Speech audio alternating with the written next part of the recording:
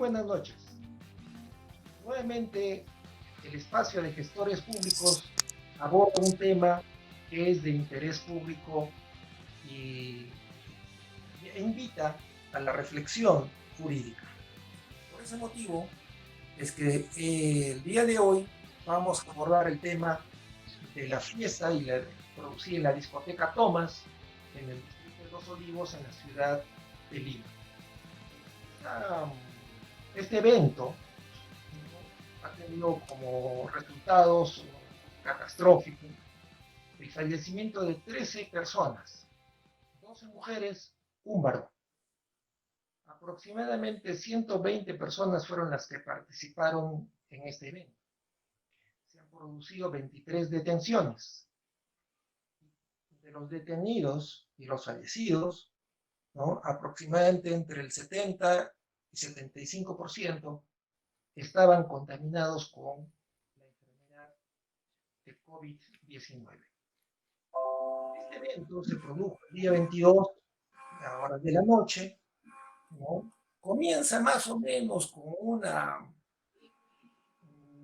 una fiesta común y cualquiera, empiezan a entrar las personas, al parecer alrededor de las 3, 4 de la tarde comienza la fiesta, ¿no? Y alrededor de las 9 de la noche, unos vecinos empiezan a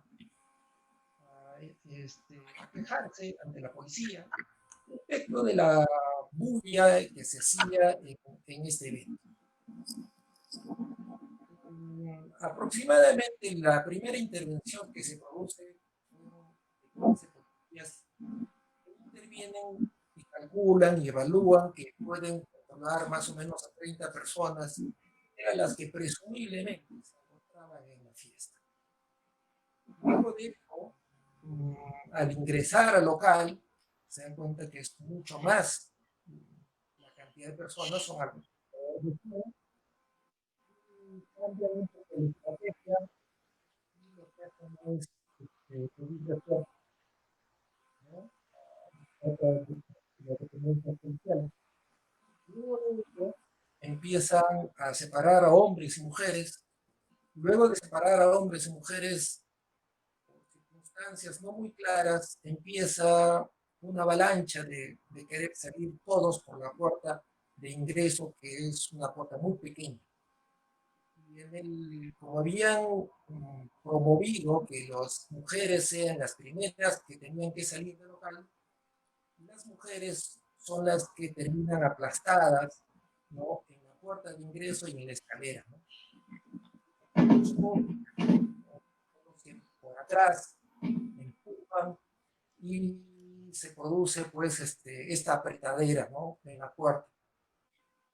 Por la parte externa del local, la policía, los refuerzos policiales llegan y empiezan a romper la puerta, logran sacar a algunas personas y luego de eso las personas que estaban apretadas y tiradas en el suelo y pisadas y amontonadas una sobre otra, empiezan a ser retiradas y de ahí se constata, se trata de salvar a algunos, la policía se una labor prácticamente de rescate, de restablecimiento de la función de respiración de las personas que están ahí y logran luego sacar al resto y al final terminan con 23 detenidos, ¿no? ¿No? Lo que habría pasado, claro, faltan algunos detalles porque ya las pericias, los análisis, las investigaciones lo dirán, pero este tema da lugar a un análisis, sobre todo desde el punto de vista del derecho penal y parcialmente también del derecho administrativo. Por ese motivo es que hemos invitado a dos ilustres colegas, ¿no? Que son especialistas en materia de derecho penal, así que contamos con nosotros en esta oportunidad con la doctora Milagros Sierra Barca. Ella es abogada, cuenta con una maestría en derecho penal y otra en derecho procesal penal. También ha realizado una segunda especialidad en derecho procesal constitucional y y otra segunda especialidad en Derecho Administrativo. Por otra parte, también nos acompaña esta oportunidad el doctor abogado de profesión por el derecho de la Universidad de San Martín, de la Universidad de Salamanca, de Derecho de la UNSA, y solamente de manera muy tangencial señalamos los principales atributos académicos, digamos, colegas, por, simplemente por razones de tiempo, ¿no? Porque su experiencia es bastante vasta en esta materia. Así que, bueno, expuesto más o menos los hechos, a los dos colegas les agradecemos muchísimo su participación en esta oportunidad, ¿no? Y los invitamos a darnos su punto de vista. Creo que podríamos comenzar por que nos señalen sus puntos de vista respecto de las responsabilidades penales que ellos observan en este tema. Y pediríamos que comience la doctora Milagro Sierra, ¿no? Es una abogada especialista joven, pero ya con mucha trayectoria también en materia penal. Muchísimas gracias nuevamente por la aceptación y su participación, doctora Milagro Sierra. Adelante, le escuchamos.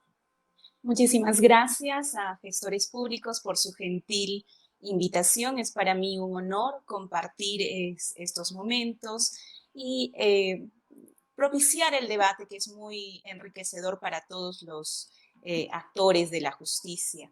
Y sobre todo un honor poder participar junto con ustedes dos, con el doctor Lizárraga y el doctor Paz, quienes en algún momento han sido también mis maestros a lo largo de los estudios que he podido llevar a lo largo de estos años de ejercicio profesional.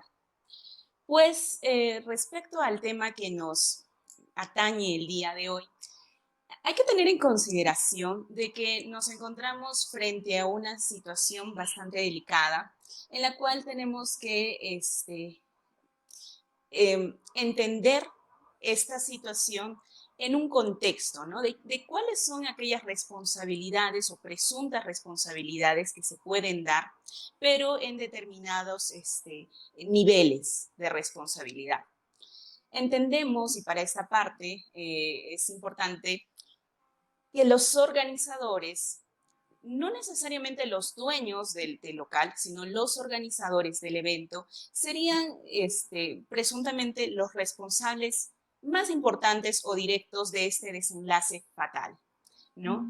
Entonces, ¿por qué? Porque estamos hablando de una organización que se ha querido llevar a cabo cuando estábamos en toque de queda, sin medidas de seguridad, sin licencia de funcionamiento, sin medidas anti-COVID, sin contar con, por ejemplo, ¿no? Una salida de emergencia, ¿no? Que sea dable para un local como este. Entonces, definitivamente este local no estaba hecho para ser una discoteca. Como bien dicen, la licencia de funcionamiento se había dado, pero para poder realizar un desarrollo textil de la empresa. Sin embargo, para lo que se realizó el evento ha sido para una especie de discoteca. Entonces, ¿quiénes han sido los responsables de este daño o podrían ser los responsables? Tenemos, como bien ha dicho el doctor Walter Paz, tenemos llegada a algunos datos de la investigación que recién está iniciando. Adelantarnos a decir existe tal o tal responsabilidad sería irresponsable de parte nuestra, pero sí podemos debatir cuáles son las posibles responsabilidades o los posibles delitos que podrían tener.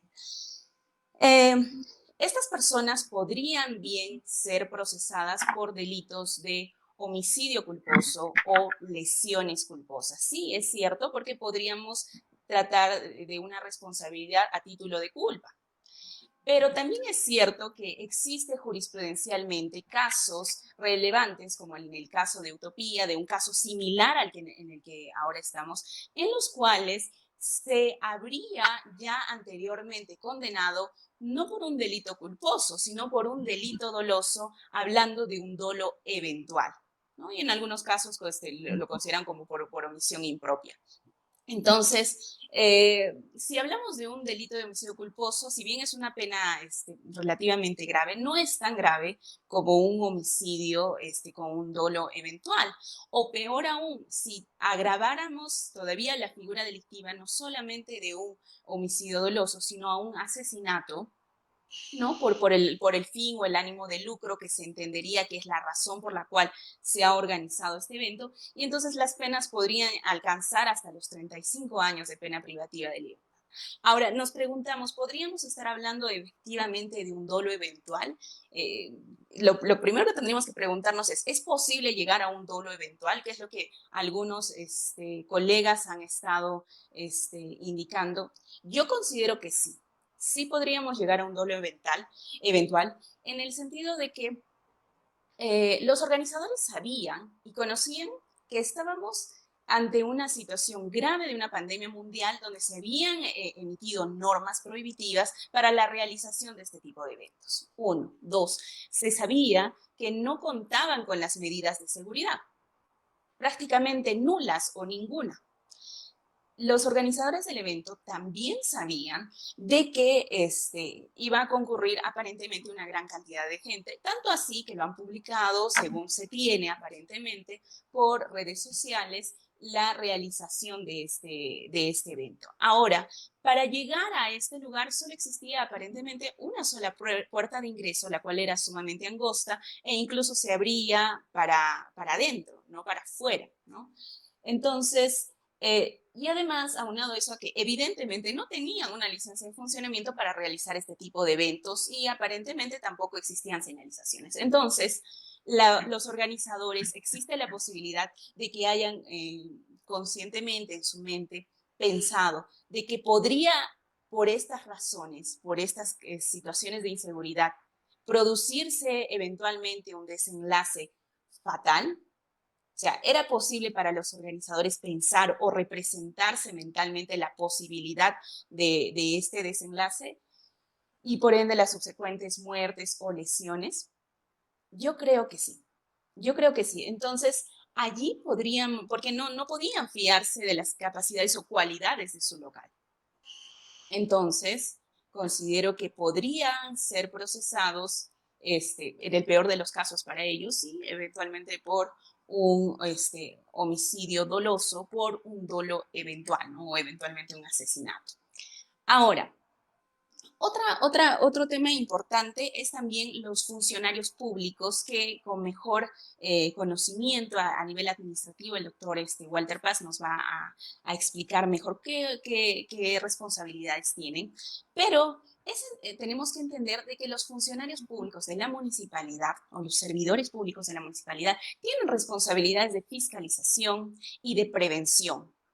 Entonces, si ellos sabían o conocían de este local, sabían o conocían que se iba a realizar este evento y no han fiscalizado ni han ejercido sus labores de prevención, entonces eventualmente podríamos encontrarnos frente a un delito de omisión de funciones, ¿no? Ahora, si eventualmente en el caso se pudiera a lo largo de las investigaciones establecer que de repente no hubo este tipo de fiscalización por temas de corrupción, bueno, ya estaríamos frente a delitos de corrupción de funcionarios, ¿no? Peculado, en fin, los que puedan darse. Pero ya eso se va a ir viendo a lo largo de las investigaciones, que para casos como este, como bien sabemos, suelen durar varios años. Ahora, entonces, también hay otro tema importante y es respecto a la Policía Nacional del Perú. Respecto a la Policía Nacional del Perú, muchos han estado diciendo que ellos serían los directos responsables y los culpables de que esto haya desencadenado este desenlace, ¿no? Pero allí es donde se va a tener que sopesar si es que han cumplido con los protocolos, si han cumplido con los manuales con los que ellos tienen que trabajar. Y sobre todo hay que tener en cuenta si estamos hablando de policías que han acudido ante a una eventual flagrancia delictiva, ¿no? De estas personas que estaban asistiendo y las que estaban organizando el evento, O estamos hablando de la policía que ha realizado labores de inteligencia, es decir, que ya sabía que se iba a dar, que ha habido algunas personas infiltradas o vestidos de civiles, que es lo que algunos testigos decían. Entonces, para ahí delimitar si es que existe o no responsabilidad de la policía, pero si ellos han cumplido con su deber o función, entonces eventualmente no habría. Y finalmente hay que hablar respecto a los intervenidos y los fallecidos.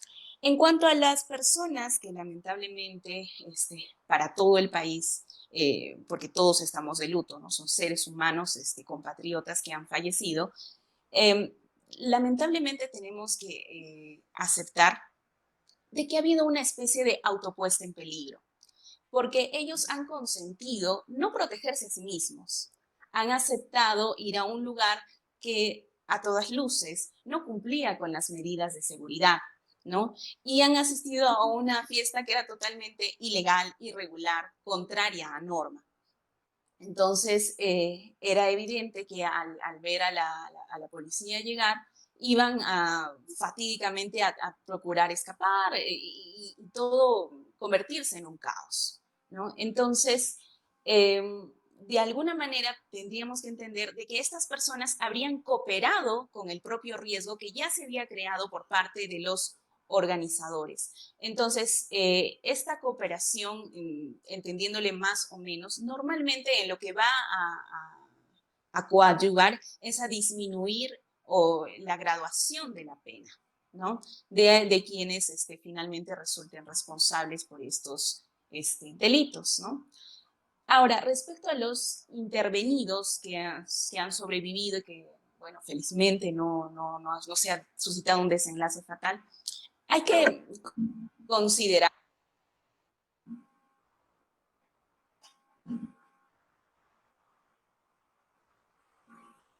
Se cortó, se cortó la intervención de la doctora.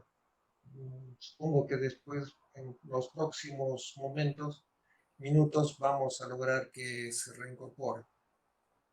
Pues a veces falla estos sistemas del Internet.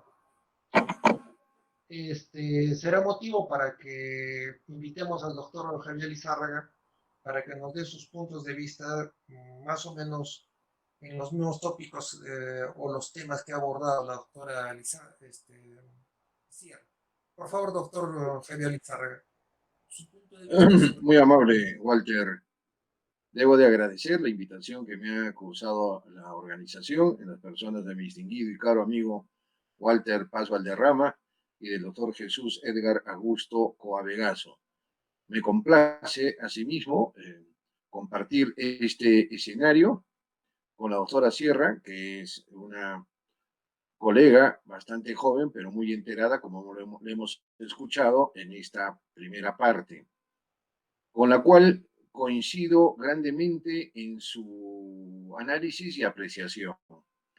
A mí me cabría señalar en principio que efectivamente de parte de los organizadores podría, y hay que decirlo siempre hipotéticamente, porque nadie es responsable hasta cuando después de un proceso se le declare responsable por el principio de presunción de inocencia, ¿verdad? Y para acreditar un delito se necesita todo un procedimiento investigatorio y un proceso judicial público en que con abundante material probatorio se acredite la culpabilidad y responsabilidad de los presuntos implicados. Pero con la información que se tiene básicamente a través de los medios, ¿verdad?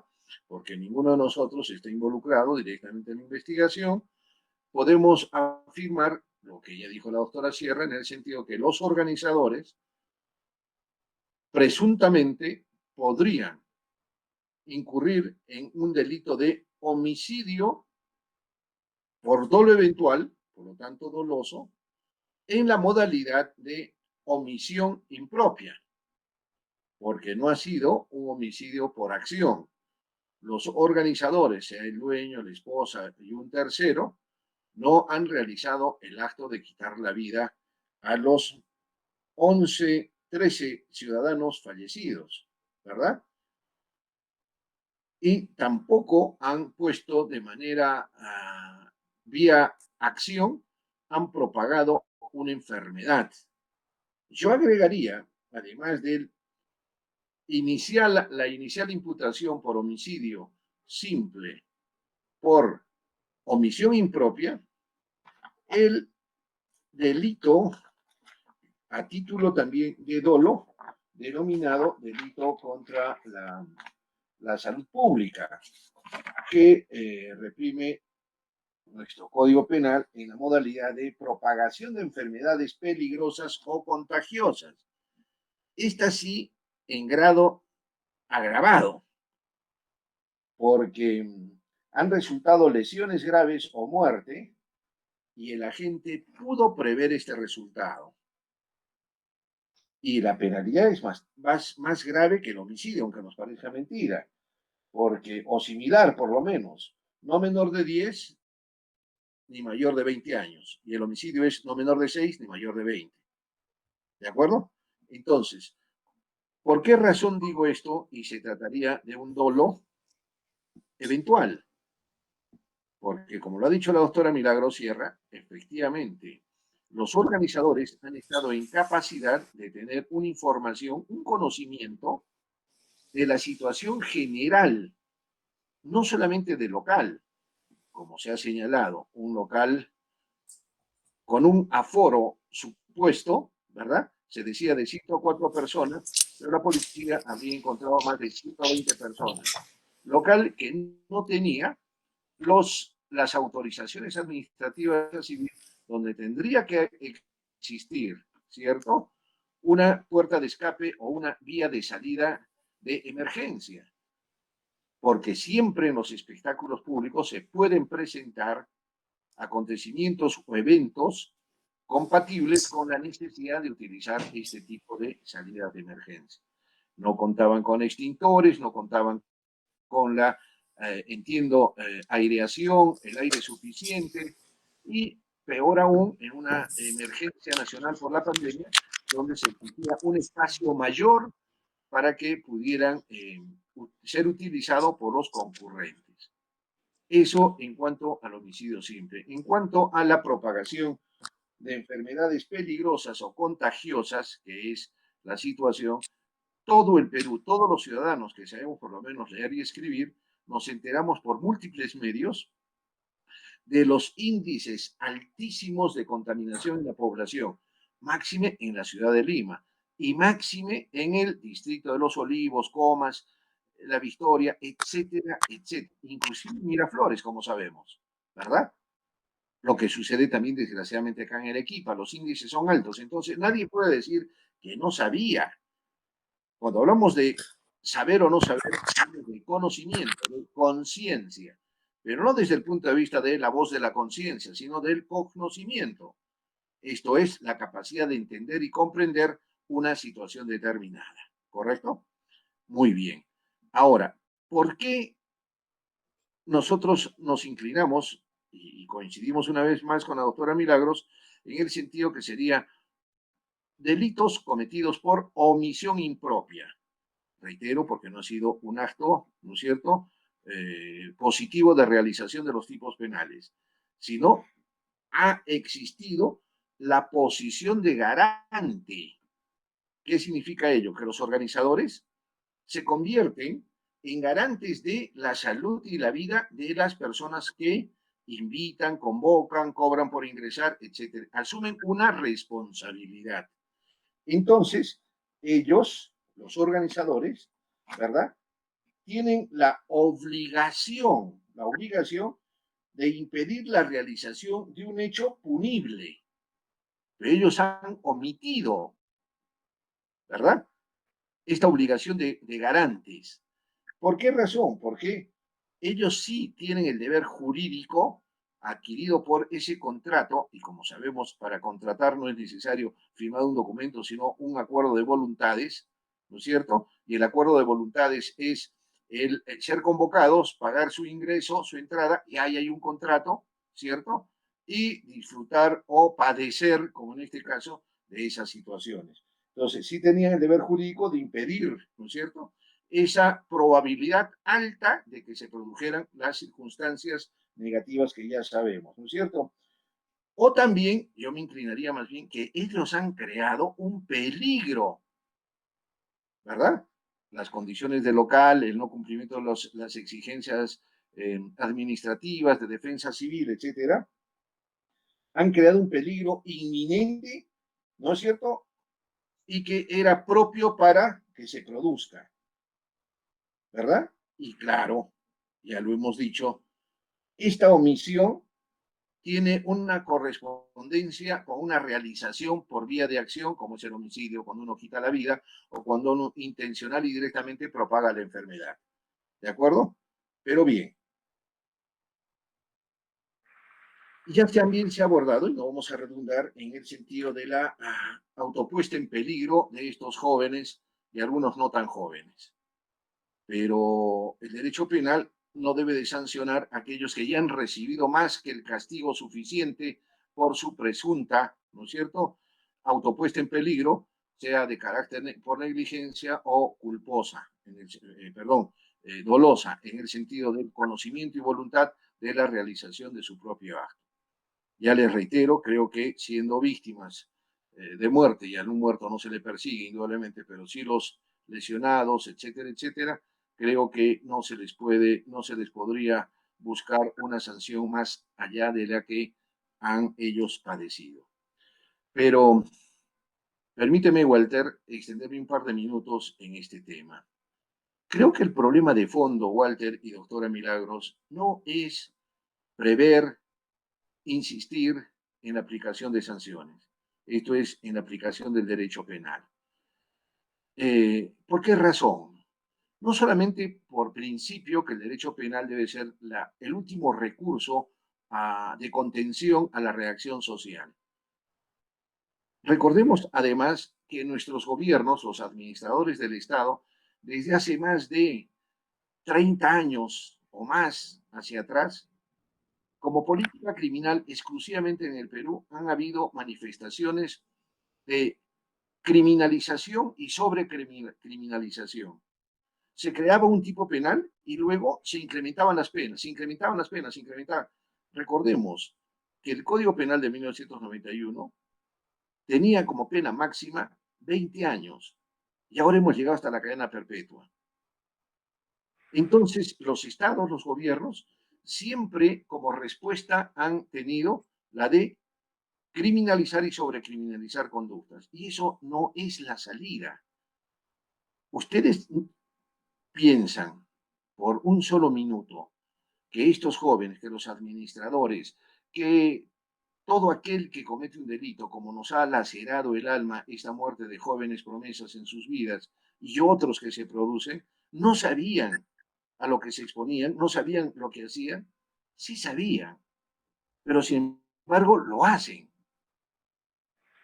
Cuando un joven se dedica a asaltar con violencia o a hurtar con violencia y que eso se convierte en robo, y muchas veces agravado porque causa la muerte o lesión grave a la víctima, ¿ustedes creen que ellos no saben que lo que hacen está sancionado con altas penas? ¿Pero eso los contiene a no cometer el delito? No, lo hacen, ¿verdad? ¿Por qué lo hacen? Porque yo entiendo, hay una situación de una anomia que va escalando, va aumentando. La anomia, indudablemente, es el desconocimiento y la no aceptación del mandato normativo. Eso es lo que sucede. Entonces, ¿qué nos debemos de preguntar todos? ¿Por qué, sabiendo que hay delitos tan gravemente sancionados, las personas lo cometen? Ahí yo creo que la respuesta social ya no solamente tiene que ser desde el derecho penal, tiene que haber una respuesta multidisciplinar, pero con seriedad, doctor Walter, con mucha seriedad de parte de la sociedad, las organizaciones sociales, los gobiernos, sean locales, regionales, nacionales, las instituciones, las iglesias también tienen que plantearse el problema, las universidades, los colegios, los educadores. Y en esto no pretendo difuminar, nebulizar el problema, porque si no, considero, no va a haber una respuesta, sino solamente desde el ámbito penal. Y eso no va a resolver el problema, Walter. Podemos tener en la cárcel, en la prisión, ¿no? A los organizadores, sean 3, 4, 5, no sé cuántos puedan ser, ya se intuye, se sabe que son 3, ¿no? El señor, la señora y el director de la orquesta, el que convocó, etcétera, etcétera, etcétera. Pero ¿se resuelve el problema? Estamos comprobando que este caso se ha conocido por las muertes de 13 ciudadanos. Pero luego los formadores de la opinión pública han indagado y desde hace muchos meses y semanas atrás se organizaban y hay gente especializada en ello, ¿verdad? En época de pandemia, con toque de queda, ¿qué provoca, qué motiva a los organizadores, dueños de locales, a los propios jóvenes a exponer su vida, por un lado, propagar enfermedades por otras, a sabiendas, porque ellos saben que no se puede estar en reuniones multitudinarias, no se puede dejar de usar, ¿no es cierto?, los barbijos, no se puede dejar de observar la distancia social entre 1 metro y 2 metros, ¿verdad? No se puede dejar de lavarse las manos, no se debe de hacer visitas ahora ni siquiera a los familiares más cercanos, lo saben, pero sin embargo transgreden la norma. Como tú sabes, Walter, y la doctora Milagros con mayor razón es mucho más joven que nosotros, tiene los conocimientos mucho más frescos, ¿verdad? Pero nosotros acuñamos, desde nuestro punto de vista del derecho penal, que la pena, la combinación leve, regular o grave de la pena para cada tipo penal, no solamente debe de conllevar el aspecto punitivo, retributivo, pena, monda y rironda. No, la pena tiene una función, ¿verdad? Una función de prevención. Y aquí no nos vamos a referir a la prevención especial, sino a la prevención general. ¿Cómo se adquiere? O sea, ¿cómo se puede garantizar y efectivizar? Porque no es un discurso académico, Walter, doctora Milagros. Tiene que eso practicarse para que la ley cumpla precisamente su función. Pero esa función de prevención general, ¿qué significa el objetivo? Es que la ciudadanía no cometa delitos, evitar que se cometan delitos. Y cuando ya se comete un delito, la prevención ya se convierte en una prevención especial, dirigida sobre el infractor penal en los centros penitenciarios, con el objetivo de la reeducación, resocialización, el reingreso a la sociedad, ¿cierto? Una vez procesado. Pero no nos referimos solamente desde el punto de vista penal, ¿cierto? Sino en un proceso de readaptación hacia su reingreso a la sociedad. Nos estamos refiriendo a la prevención general. ¿Cómo se adquiere? No es automático, Walter, y tú lo sabes, tú tienes conocimientos de derecho constitucional, de derecho administrativo, ¿no es cierto? Además te anima un alto ánimo humanístico, ¿cierto? Entiendo que la doctora Milagros también, y la gran mayoría de aquellos que ejercemos el derecho desde un ámbito distinto al simple ejercicio profesional, para no decir de otra forma, ni ser un poquito incisivo. La ley por sí sola no puede cumplir esa capacidad de prevención general. El Estado, la sociedad tiene que intervenir, las instituciones, desde la escuela, desde el hogar, Walter, y eso nos consta, ¿no es cierto? Cuando desde el hogar, desde los primeros años de nuestra formación, y vamos inculcando, ¿no es cierto?, en las nuevas personas que nos deben el ejemplo o obedecen nuestro ejemplo, nosotros en su momento de nuestros padres, de nuestros dignos maestros, ¿no es cierto? De ahí vamos bebiendo y recibiendo una formación. Y muchos podemos haber cometido delitos, a veces que no se conocen, pero la gran mayoría, teniendo ocasión de hacerlo, no lo hacemos. ¿Por qué no cometemos delitos, pudiéndolo hacer? Porque no podemos. Nuestra formación, ¿no es cierto?, nos lleva a no cometer un delito. Y eso es precisamente el mensaje el mensaje de la prevención general que tiene que cumplir la escuela, desde el hogar, la escuela, la sociedad, ¿no es cierto? Las instituciones, los medios de comunicación social, que no solamente pueden ser tremendistas, ¿no es cierto? Amarillentos, difusores de escándalos. No, no, no, no, no. Tienen que cumplir un rol formador, orientador, ¿eh? ¿Verdad? Entonces, yo creo que aquí, Walter, todos podemos ser responsables. Mira, solamente un ejemplo, con esto de pronto, para no abarcar tanto la audiencia, recordemos la sociedad nazi, la sociedad de 1945, ¿no es cierto? Después de agosto del 45, en que hay la rendición de Alemania, ¿verdad? A los 20 años apareció otra Alemania distinta. ¿Y ahora qué es Alemania? No solamente un país del primer mundo desde el punto de vista científico, económico, social, sino de respeto de los derechos humanos. Es que han salido del infierno, por decirlo así. Tú utilizabas, creo, en la conversación previa el término, discúlpame que de pronto te robe la iniciativa, han salido de lo más profundo de la negatividad social y como consecuencia de un auténtico proceso de educación en que la sociedad tiene que ser educada, porque nada ganamos. Les podemos dar, discúlpeme la exageración, cadena perpetua, ¿no? Son 13 muertos.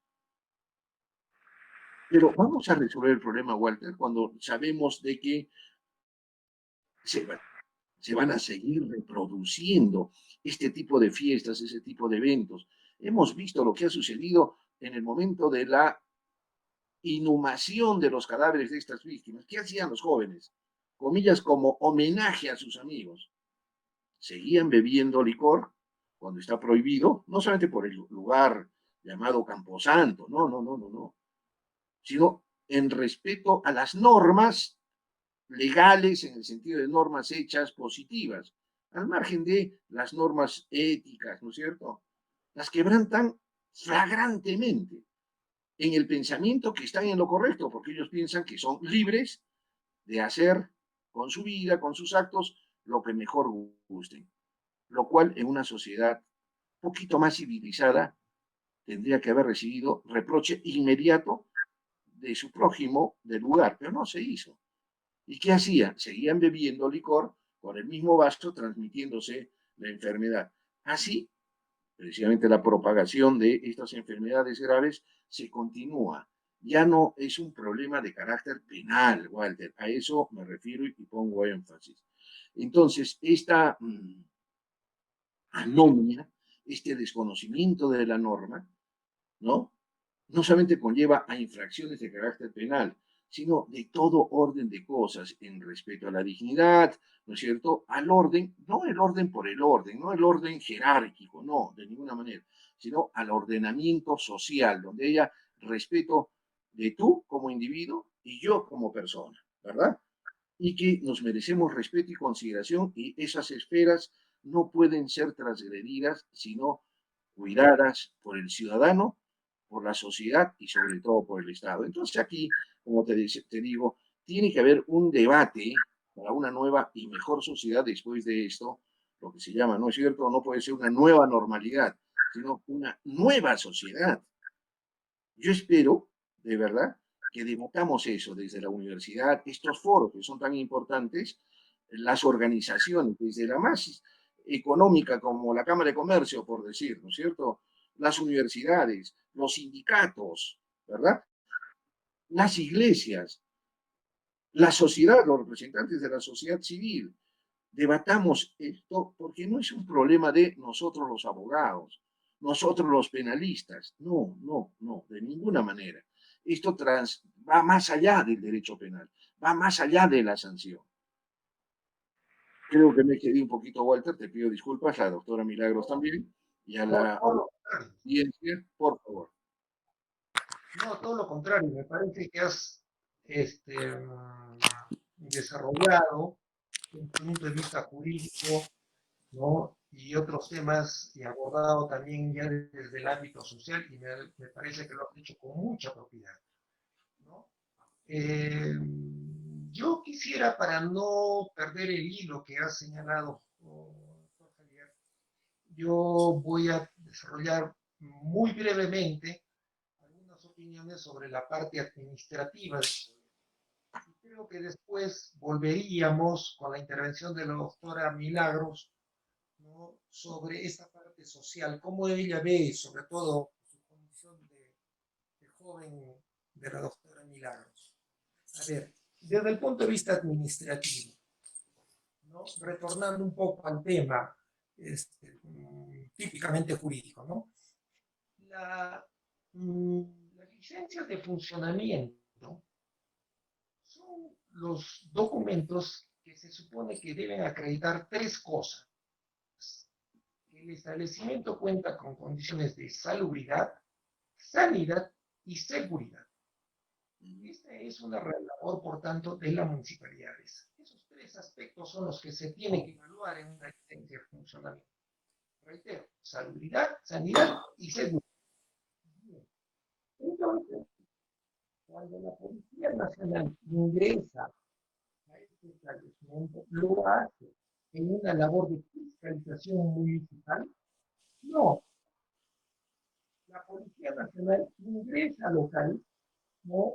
En protección sobre todo de los bienes jurídicos que se protegen en el ámbito penal. ¿Cuál es? La vida, ¿no? La salud. Por eso ingresa la policía. La policía no ingresa porque el establecimiento no cuenta con licencia. Esa es una labor típicamente municipal y por tanto, eventualmente, o bien de los serenos o bien de los fiscalizadores municipales, pero no de la policía. Entonces, aquí estamos también ante una evidente ausencia u omisión de la responsabilidad de la fiscalización de la municipalidad, porque recién al día siguiente que se producen los hechos, va a la municipalidad y coloca recién sus letreros de local cerrado. Entonces, se cierra el establecimiento una vez producidos los hechos catastróficos, ¿no?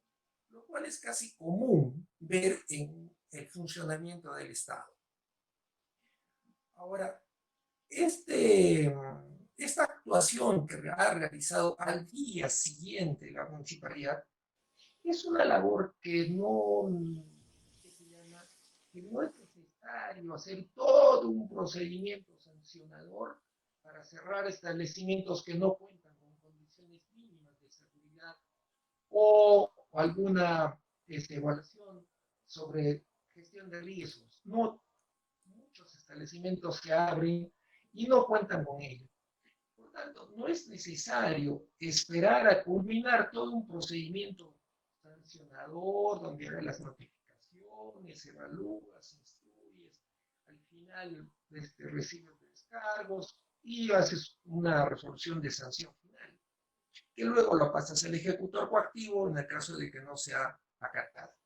Eso no es necesario en este tipo de circunstancias. La municipalidad, como lo hizo al día siguiente, bien pudo recurrir al cierre inmediato de los locales, porque el hecho que no cuente con licencia ni con una evaluación de riesgo, no importa que el establecimiento no tenía las mínimas condiciones para que funcione. Y por tanto, la municipalidad pudo haber recurrido a las medidas complementarias, como la colocación del letrero, incluso el tapiado, la colocación de barreras, un conjunto de actos que la propia municipalidad pudo haber realizado.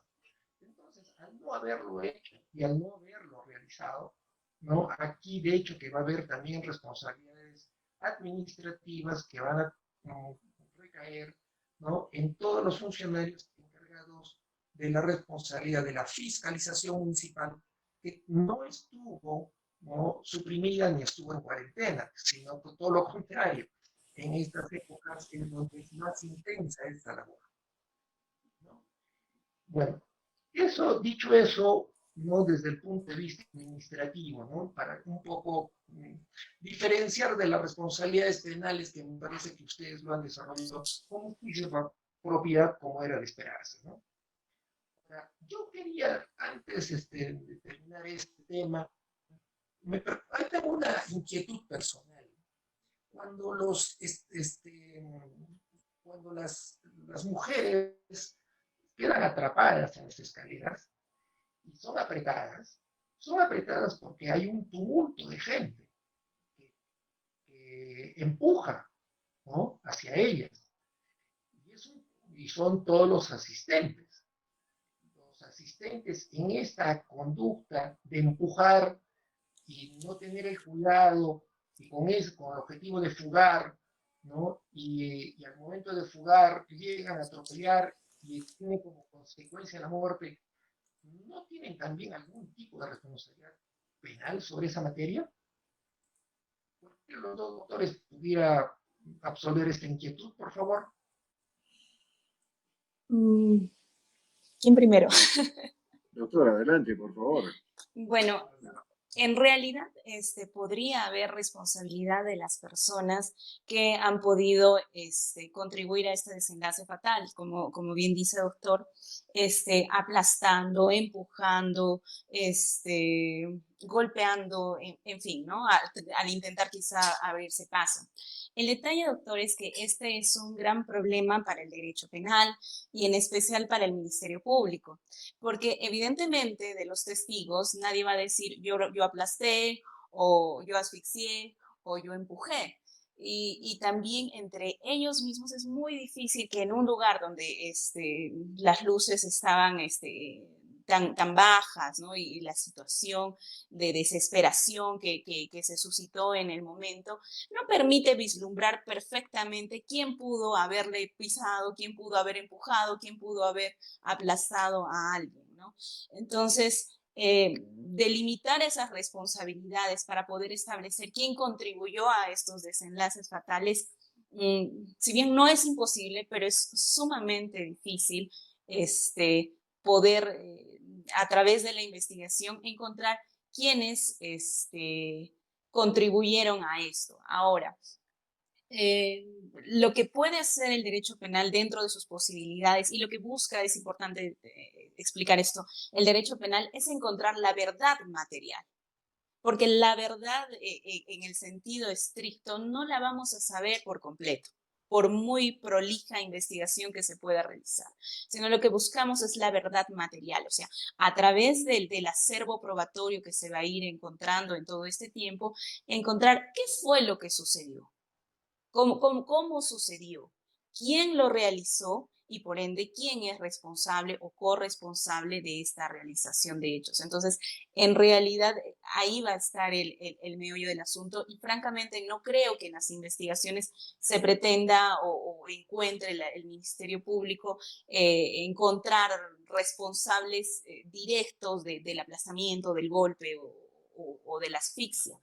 Y por otro lado, y en eso me auno a la posición del doctor Lizárraga, es que en realidad el derecho penal es de última ratio. Entonces, el derecho penal entra a tallar cuando ya las demás ramas del derecho no han podido lograr lo que el derecho penal va a lograr, ¿no? Que es esta prevención especial y prevención general. Entonces, también es importante señalar de que para el caso de estas personas, que creo que hay 25 detenidos y los demás no sé si se van a llegar a identificar a los demás asistentes, pero ya han sufrido bastante las consecuencias, ¿no? de esta situación tan gravísima que ha ocurrido. Entonces, eventualmente, incluso para el juzgador, no solo para el Ministerio Público, podría considerar no involucrarlos penalmente dentro de esta realización de los hechos, ¿no? Entonces, no sé qué opinión merezca al doctor Lizárraga, pero esta es la postura que yo considero a lo largo de la experiencia de lo que he visto en casos similares, de que no va a llegar a delimitarse estos hechos. Sí, efectivamente, Walter, creo que tu preocupación es bastante legítima en el sentido de que podría haber, ¿no?, algunos grados de responsabilidad. Lo que sí, y creo que estamos en condiciones de descartar, es de que no estaría presente un miedo irresistible, como inicialmente se planteó, como el hecho de estar buscando protección o no ser afectados por supuestas bombas lacrimógenas que la policía, comillas, habría lanzado en el local, cosa que al parecer está descartado, porque esa teoría no se volvió a utilizar, o que hubiera hecho uso de armas de fuego con disparos al interior. Nadie ha acreditado ello. En segundo lugar, no existen cámaras de videovigilancia, como para poder determinar la real y exacta participación de unos y otros. Pero, volviendo al tema en general, creo que la respuesta no la debemos de encontrar o exclusivamente en el ámbito penal. Solamente quiero agregar dentro de la invocación que todos tenemos que realizar un análisis más profundo sobre el comportamiento de la sociedad peruana. En principio, como hemos visto, muy pocos asumen su responsabilidad. Todos apartan la responsabilidad y lo culpan al otro, ¿verdad? Esa es una actitud nacional, la gran mayoría. Desde un simple choque de tránsito, no hay disculpas, sino recíprocamente se culpan, ¿no? Nadie reconoce culpas. Esa es una grave situación. ¿Por qué? Porque piensan que si aceptas como caballero tu culpa, te van a imputar todo lo que se le venga en gana a la parte contraria. Y así no son las cosas. Se justifican en que están en estrés, los jóvenes necesitan salir a bailar. ¿Quién no está en estrés en este momento? Nos consta a todos que antes, hace 3 o 2 meses y medio, todos nos enteramos de números. Y ahora ya nos empieza a tocar, ya no son números, son nombres de conocidos, de personas, amigos, de familiares, son rostros que se han muerto y se siguen muriendo. Pero a esa gente no le importa, no le importa.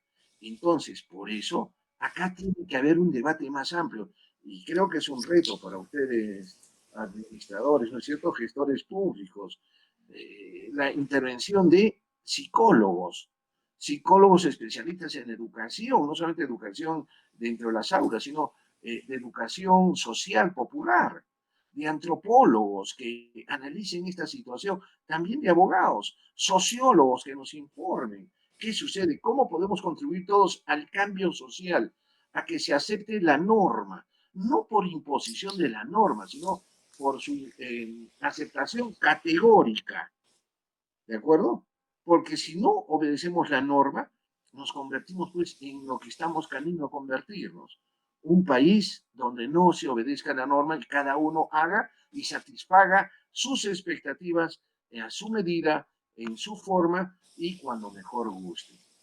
Entonces, yo veo que no se ha detenido, como hemos visto, después del 22 de agosto, han continuado habiendo este tipo de costumbres, de actitudes y comportamientos.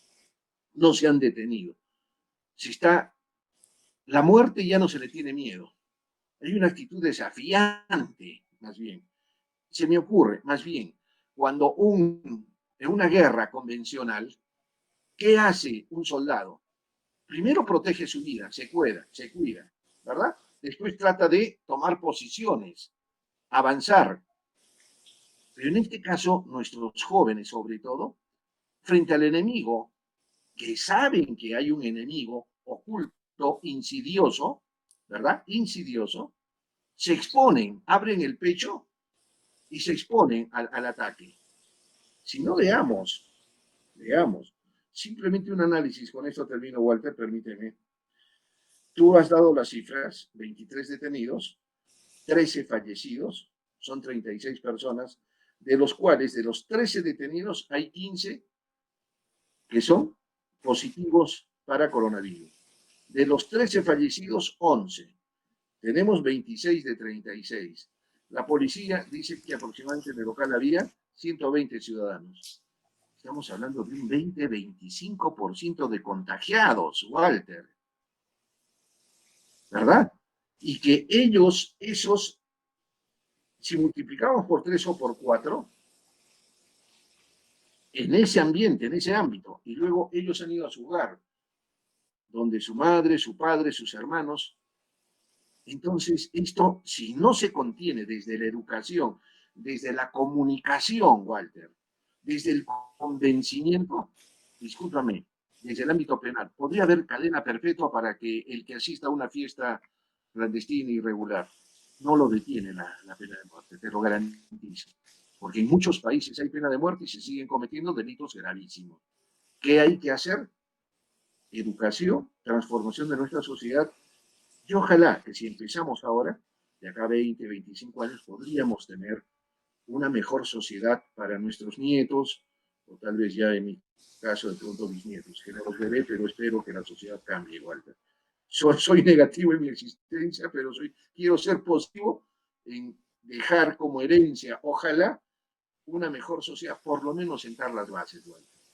No soy fanático tampoco, no soy pesimista, pero creo que esa es mi forma de pensar en este momento, mi estimado y querido Walter y querida Milagros. No, está bien. Mira, ya creo que para finalizar el conversatorio, yo creo, me gustaría también ciertamente puntualizar algunos, muy brevemente algunos temas, ¿no? Es cierto, ¿no es cierto? Que la sociedad y que la juventud y el comportamiento de las personas es totalmente anómalo, informal en el Perú, ¿no? Y esto ciertamente no lo va a resolver el derecho. Así va a ser un análisis jurídico, como que lo hemos hecho, ¿no? Muy objetivo el tema, pero claro, también hay que ir más allá, y como muy bien lo ha planteado Javier. Pero también tenemos que en este análisis ya social, antropológico, tenemos que ver el comportamiento del Estado. Y el comportamiento del Estado es tanto más peor, ¿no?, que el de los propios ciudadanos.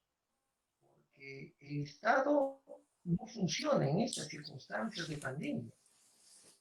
No te da seguridad, no te da salubridad, no te da nada. Y estamos en una situación tan extrema, ¿no?, que de manera, podríamos decir así, bonita, nos la pintan como, ¿no?, el contagio generalizado, ¿no? Pero eso en realidad, en términos populares, criollos y claros y directos, eso es sálvese quien pueda. Y estamos en una situación de guerra, en tal extremo y en tal situación de abandono de la ciudadanía, que estamos en el estado del sálvese quien pueda, porque ya no hay ninguna posibilidad de que podamos derrotar a la enfermedad. La enfermedad ya nos ha puesto contra la pared, estamos atacados por todo lado, sin posibilidades de defensa masivas, las estrategias planteadas todas son inútiles, ¿no? Y la población reacciona en ese escenario. Además, ¿no es cierto?, plagado con todas las trayectorias y todas las costumbres informales, estamos en una situación de esa magnitud. Y por ese motivo es que nos lleva en gestores públicos a impulsar este tipo de análisis y de debates y conversaciones. Porque si tú también observas en el mundo oficial los opinólogos siempre son los mismos. Que se presentan y las direcciones que te dan son siempre las mismas. Que es un lado, ¿no? Desde el lado del corazón no hay, pero del otro lado sí hay, y bastante. Entonces, yo les agradezco mucho a nombre de gestores públicos, tanto a la doctora Milagros Sierra como al doctor Javier Izárraga, por haber participado de este conversatorio. Conclusiones penales, ¿no?, de esta materia no es posible porque se han desarrollado muchas categorías jurídicas, todas valiosas. Y más bien esperemos haber provocado una reflexión y un análisis, ¿no es cierto?, para los juristas, pero los que no son juristas también, para que con las reflexiones dadas por el doctor Javier Izárraga, ¿no es cierto?, nos demos cuenta de que hay mucho por hacer todavía. Hay que impulsar ciertamente un cambio, una transformación de la sociedad, pero también del Estado, ¿no? Y tenemos, sobre todo, poner, no podemos seguir insistiendo y creyendo en lo mismo, más de lo mismo, y seguirlo. Debe llegar momento también donde nosotros reflexionemos y empecemos un gran cambio, ¿no es cierto?, desde estructural, como el que requiere en el Perú, ¿no? No sé si alguna reflexión final, doctora Milagro Sierra o doctor Lizárraga. Sí, sí, doctor, me gustaría hacer una reflexión final, ¿no? Eh, que me fue un poco impedida por estos problemas técnicos con la transmisión. Eh, Hay que tener en consideración, yo creo que por todos, de que muchos de estos asistentes, como bien dijo el doctor Lizarra y lo dijo usted, doctor Walter, estaban contagiados por COVID-19. Entonces, no solamente estaban cometiendo un delito contra la salud pública, estas personas que estaban asistiendo al violar las reglas sanitarias, que es un delito específico del 292, sino que aparentemente los contagiados, más de 20 contagiados, si es que sabían que estaban contagiados y aún así salieron a este tipo de eventos, estaban propagando la enfermedad. Es decir, estaban actuando de una manera egoísta hacia las demás personas, ¿no? Porque hay que tener en cuenta que toda acción que nosotros realizamos tiene consecuencias. Y lamentablemente en este caso no solamente tiene consecuencias jurídicas, sino tienen consecuencias fatales de pérdida de vidas humanas. Y muchas de estas personas que han estado dentro de la intervención, sean policías, sean los propios intervenidos o autoridades que hayan estado ahí, pueden haberse visto contagiados y eso ya se va a poder ver a lo largo de los días. Pero lamentablemente nos encontramos en un país que le encanta ser amnésico, que le encanta olvidar. Entonces, si ya antes habían habido problemas como el que hubo en Utopía o en Mesa Redonda o tantos desenlaces fatales que ya hemos visto a lo largo de la historia del Perú, ¿por qué el peruano continúa siendo irresponsable, informal, irregular? Entonces, como dice el doctor Lizárraga, es un momento en que tenemos que tomar esta situación tan dolorosa para tantas familias, tantas promesas, porque si bien estamos hablando de jovencitos que han sido sumamente irresponsables de asistir a esta fiesta en plena pandemia, uno no sabe si uno de ellos era un futuro presidente o un futuro médico, una futura abogada, que podía ayudar a mejorar este país. No lo vamos a saber, se han quedado solamente estas vidas en promesas que jamás vamos a conocer. Y esto es sumamente lamentable porque el Perú hace pocos días también hemos podido ver de que ahora somos los primeros, pero lamentablemente los primeros para lo malo, porque somos los primeros en muertes a nivel mundial. Entonces, esto es algo que entristece, que duele a una patria tan bella, con recursos naturales tan hermosos, con personas tan idóneas, de que lleguemos siempre a lo mismo, ¿no? Siempre a irnos por lo chueco y no por la rectitud con la que deben actuar las personas. Entonces, a modo de reflexión y para culminar, yo creo que es importante también que el Estado como tal se preocupe un poco más por la juventud, se preocupe un poco más por los niños que están en formación, porque todo esto nace de una mala cultura, de un mal ejemplo que ven los niños en funcionarios, servidores corruptos, en personas cercanas que realizan actos indebidos o incluso los propios familiares que trabajan de manera informal. Entonces, ¿qué pasa con esta juventud que está creciendo? Está viendo un mal ejemplo y lo que va a hacer es continuar y seguir el mismo cauce. Entonces, creo que está en manos de todos, de los operadores de justicia, de las autoridades, de los profesionales, de todas las personas, el mejorar a este país que está surgiendo y que lamentablemente a lo largo de esta pandemia lo único que nos ha demostrado es que estamos casi como antes. Gracias. No, más bien, muchas gracias. Doctor Javier, si quieres una pincelada final.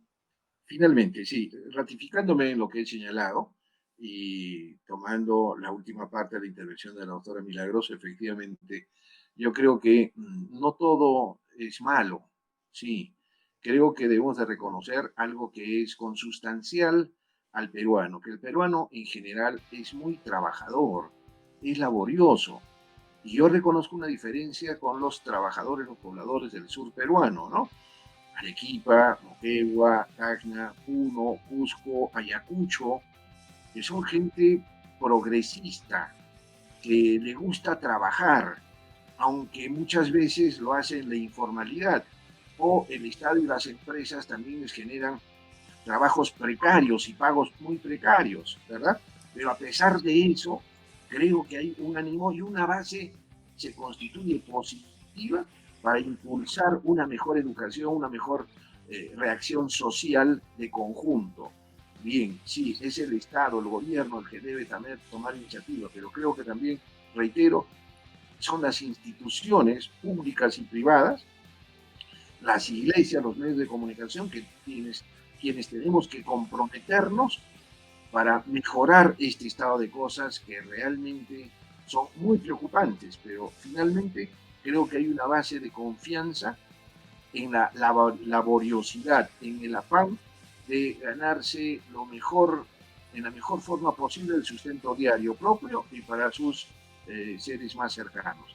Reitero mi agradecimiento a Walter, doctora Milagros, ha sido un gusto compartir con usted este foro. Igualmente, doctor. Gracias más bien y muy buenas noches con todos. Muy amables.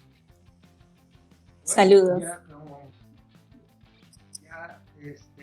No nos queda más que despedirnos, agradecer la atención que nos han prestado, ¿no? Y siguiendo el compromiso de en una nueva oportunidad tratar otro tema también desde el punto de vista de la gestión pública, ¿no? Desde Arequipa para todo el Perú y para el mundo entero, Gestores Públicos continuará volviendo a salir la próxima semana. Muchas gracias. Hasta luego.